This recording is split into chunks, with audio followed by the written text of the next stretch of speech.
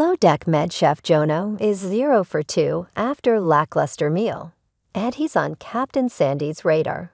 Could he be walking the plank soon?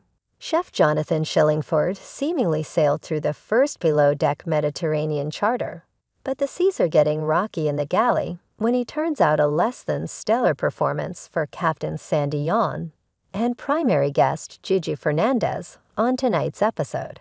In an exclusive clip shared with Entertainment Weekly above, former tennis star Fernandez seems disappointed with yet another meal on Mystique, which is starting to worry Captain Sandy.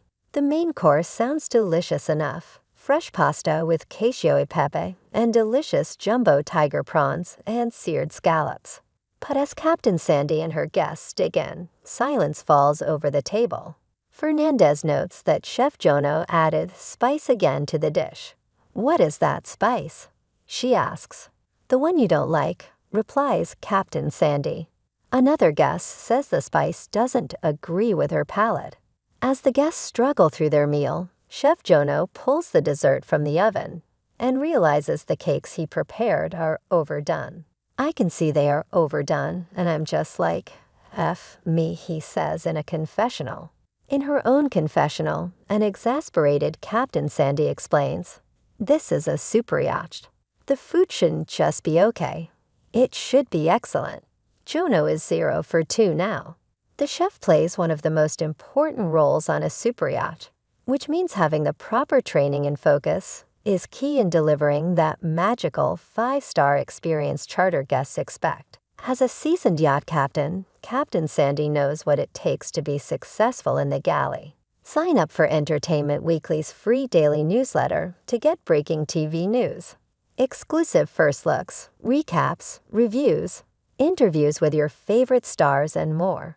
Sometimes I think people have to stay focused on their job because maybe they don't have the experience they say they do.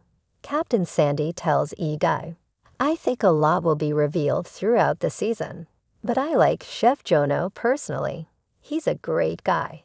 But one issue for Captain Sandy is that Chef Jono didn't have formal culinary training.